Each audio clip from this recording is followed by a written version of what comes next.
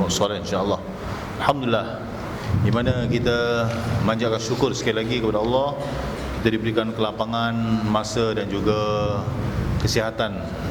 Dari itu marilah kita gunakan segala yang ada ini dengan sebaik-baik mungkin. Semoga kita termasuk dalam golongan orang-orang yang mendapat rahmat dan juga pimpinannya. Salah satu kesyukuran kita kepada Allah SWT ialah menghargai sunnatullah. Allah SWT telah mengingatkan dalam Al-Quranul Karim, dalam surah Ali Imran ayat ke-27, Allah menegaskan apa? Tulijul laila fin nahari wa tulijun nahara fil lail. Di mana Allah menegaskan apa? Engkaulah, yakni Allah SWT yang melakukan ataupun masukkan malam ke dalam siang, wa tukhrijul hayya minal mait, dan juga Allah Subhanahu wa taala yang memberikan ataupun mengeluarkan yang hidup daripada yang mati. Ini salah satu sunnatullah. Dan Allah sendiri mengatakan wa tukhrijul mait minal hayy, dan Allah Subhanahu wa taala jadikan mati itu daripada hidup. Jadi segala sesuatu yang Allah jadikan itu adalah sunnatullah ataupun kehendak Allah SWT, dan ini menjadi jalan bagi kita mensyukuri nikmat Allah SWT. Wa tarzuqu man tasha'u bighairi hisab, dan dialah yakni Allah SWT yang memberikan rezeki kepada sesiapa yang engkau kehendaki tanpa balasan. Inilah salah satu nikmat Allah Subhanahu Wa Taala yang perlu kita syukuri. Tanpa siang kita tak dapat melakukan kerja-kerja yang kita sebut sebagai kerja-kerja harian, dan di waktu malam mungkin kita tidak dapat rehat. Jadi semua yang Allah ciptakan ini adalah mengikut kehendak yang telah Allah Subhanahu Wa Taala tetapkan. Baik, seterusnya bila kita cakap tentang hidup dan mati, juga adalah ketentuan Allah Subhanahu Wa Taala. Jadi bila Allah Subhanahu Wa Taala berikan kehidupan kepada kita, bermakna Allah masih memberikan peluang dan ruang untuk kita terus melakukan seberapa daya yang mungkin untuk melakukan ibadah yang kita lakukan. Masa mengapa saya mengatakan ibadah? Apa sahaja perbuatan yang kita lakukan adalah ibadah di sisi Allah Subhanahu Wa Taala. Tak kira kita makan, minum, kalau kita niatkan ibadah, jadi ibadah. Tapi kalau kita makan, kita minum tadi, tidak ada rasa syukur di atas nikmat-nikmat tersebut, dia bukan jadi ibadah, tetapi dia pergi begitu saja. Dan bila Allah SWT menjadikan hidup tadi, bila sampai waktu yang ditetapkan oleh Allah SWT, kita akan dimatikan oleh Allah SWT. Dan Allah sendiri telah menegaskan dalam Al-Quranul Karim, alladzi khalaqal mauta wal hayata liyabluwakum ayyukum ahsanu amala. Dialah, yakni Allah Taala yang menjadikan apa? Kamu atau manusia tadi, khalaqal maut, mati tadi, dan juga kehidupan tadi, bagi menguji di antara kamu siapakah di antara kamu yang baik amalan-amalannya. Jadi tujuan hidup kita ini bukan selepas kita pergi di alam baqa ini terus kita pergi, tidak. Tapi sebenarnya kita ada matlamat hidup di dunia yang fana ini, dan kita akan bertemu dengan Rabb kita di atas segala apa yang telah kita dipertanggungjawabkan oleh Allah Subhanahu Wa Taala. Dan maka sebab itulah orang-orang Islam perlu bersyukur dengan apa yang telah dijadikan daripada hidup hingga menarik nafas yang akhir, kerana itu semua adalah kurniaan Allah Subhanahu Wa Taala. Jadi Allah Subhanahu Wa Taala menjelaskan bahawa kejadian siang dan malam, memberikan rezeki, menghidupkan yang mati dan matikan yang hidup adalah di bawah kekuasaan Allah Subhanahu Wa Taala.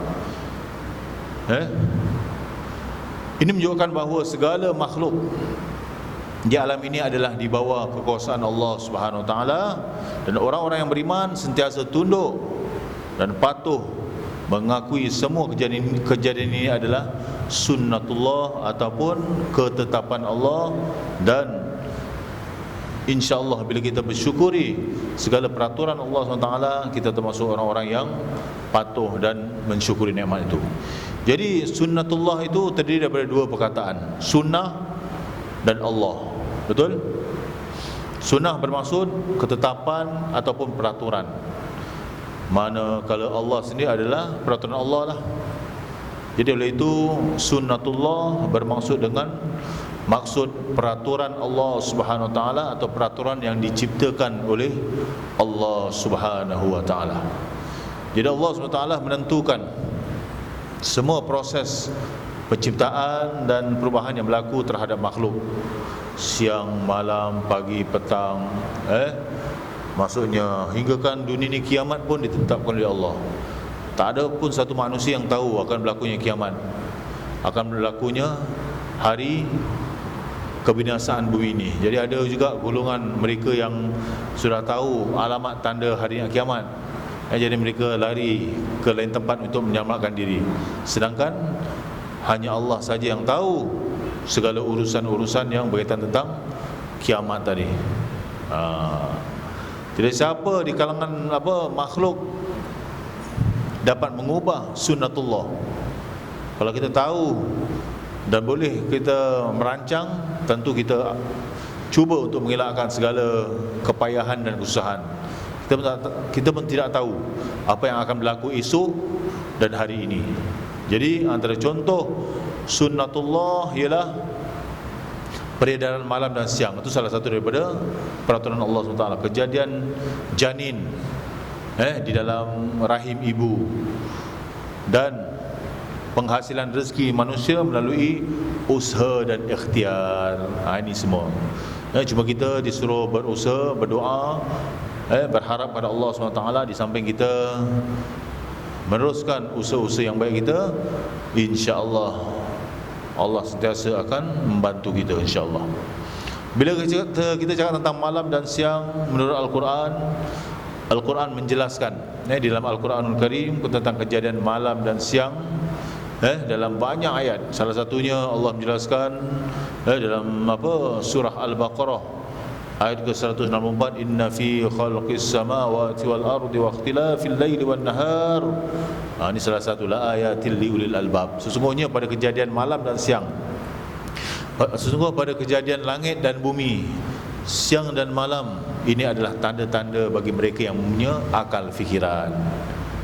Inilah salah satu kata orang tu, mereka yang beriman kepada Allah, mereka memikirkan tentang kejadian Allah Subhanahu Wa Taala. Jadi Allah Subhanahu Wa Taala menjelaskan dalam ayat yang baru saya baca tadi bahawa malam dan siang silih berganti dan berterusan tidak terhenti, semuanya berlaku dengan perencanaan atau peraturan Allah Subhanahu Wa Taala. Jadi Allah Subhanahu Wa Taala menciptakan alam ini dengan kehendaknya, dan termasuklah cakrawalahnya, universalnya sini sekali, mengikut kehendak dan pentadbiran Allah SWT. Mungkin kita ada golongan yang mengaku dirinya sebagai dia berkuasa, kalau apa-apa pun dia yang polis kata orang tu lah. Tapi dia lupa pentadbiran Allah SWT Maha Suci daripada kekurangan dan kelemahan. Itu perlu kita yakin. Sebab itu kalau kita lihat menurut kajian sains, malam dan siang berlaku berpunca daripada pergerakan dan peredaran bulan, bumi dan juga matahari. Itu bagi mereka. Tapi kita sebagai orang beriman, kita bukan hanya berhenti di situ saja. Walaupun secara zahirnya pergerakan itu berlaku, tetapi kalau dunia ini berlanggar, bertembung antara satu sama lain, maka berlakulah kiamat. Tapi Allah yang mengatur bumi ini, alam ini, semuanya insya-Allah semua berjalan dengan kehendak Allah SWT. Jadi itulah pendapat daripada saintis dan sebagainya. Mereka mengatakan kajian sains juga mendapati bahawa malam dan siang katanya terjadi kesan daripada pergerakan bumi, matahari dan bulan. Ini kata mereka. Jadi kalau kita lihat dari sudut perspektif Al-Quran pula, Allah SWT menjadikan segala-galanya adalah untuk kebaikan manusia, makhluk Allah, manusia dan juga makhluk-makhluk yang ada. Contohnya lah, kalau kita sebelah sini siang, di sebelah barat sana mungkin malam dan sebagainya. Jadi berputaran bumi ini, siang dan malam tidak henti-henti. Mereka semua mengikut peraturan yang ditetapkan oleh Allah. Kalaulah matahari mogok, habislah, kita gelap siang dan malam. Tapi atas kehendak Allah SWT, matahari patuh dengan perintah Allah. Betul? Jadi waktu siang manusia dapat bekerja, contohnya, manusia dapat bekerja mencari sumber pendapatan. Waktu siang lagi apa? Manusia dapat menjalani aktiviti, termasuklah bermuamalah, seperti urus niaga dan juga berjual beli, bekerja dan sebagainya. Manusia dapat melakukan aktiviti pertanian dan peternakan. Betul? Manusia juga menggunakan kepanasan matahari untuk apa? Untuk menuai dan mempertingkatkan hasil pertanian, contohnya. Ini waktu siang lah. Waktu malam pula manusia dapat rehat daripada kepenatan bekerja di siang hari. Manusia dapat bersama keluarga dalam suasana yang tenang. Kita gunakanlah masa sebaik-baiknya. Jangan kita berlepak-lepak, ataupun kita membuang masa, bukan tak boleh, tapi gunakan masa untuk bersama keluarga kita. Dan seterusnya, dapat merenung. Yang paling penting dapat merenung dan menghayati tanda-tanda kekuasaan Allah Subhanahu Wa Taala. Bila mana kita melihat penciptaan Allah, kita makin bertambah iman dan juga yakin kita kepada Allah. Itu salah satunya. Kita tak habis ni saja. Kalau Haji Masuk ada pergi tepi laut, dah tengok apa kata orang tu, laut yang tenang dengan ombak-ombaknya, baru datang ketenangan. Lagi-lagi bersama isterinya, nak cari ketenangan. Tetapi sebenarnya ketenangan tu dalam hati kita. Di mana saja kita berada, letaknya di hati. Di masjid tenang, makin bertambah tenang pasal masjid ni rumah Allah. Betul? Jadi salah satu nikmat ketenangan di waktu malam, contohnya kita dapat melakukan ibadah dengan lebih khusyuk kepada Allah SWT, seperti solat tahajud dan berzikir kepada Allah. Tapi biasa-biasa gini kita terkejut kerana nampak yang kecil. Itu tak mau. Jadi kita ubah persepsi kita. Sebab itu dalam Al-Quran sendiri Allah menegaskan apa? Dalam surah Ali Imran, Allah SWT menegaskan, inna mathala Isa bin indallah kamathali Adam khalaqahu min turab thumma qala lahu kun fayakun. Sungguhnya misal penciptaan Isa di sisi Allah, Nabi Isa itu diciptakan Allah adalah seperti penciptaan Nabi Adam.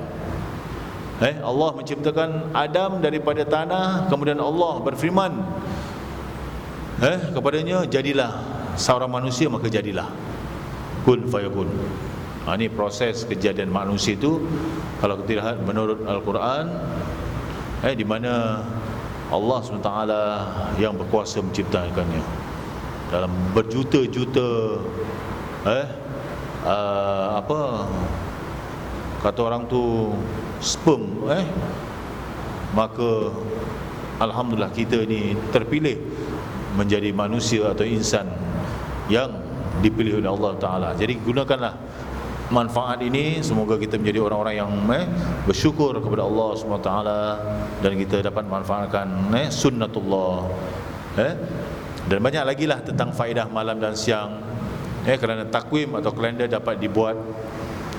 Seterusnya, berlakunya perubahan musim yang berguna, bermula untuk pertanian dan perladangan. Ini semua adalah hasil daripada kehidupan manusia untuk dapat memanfaatkan apa yang telah diciptakan oleh Allah Ta'ala. Dari itu, marilah sama-sama kita bersyukur kepada Allah dengan memperhatikan ciptaannya. Amin ya rabbal alamin. Bismillahirrahmanirrahim. Subhanakallahumma wa bihamdika nashhadu an la ilaha illa anta nastaghfiruka wa natubu ilaik.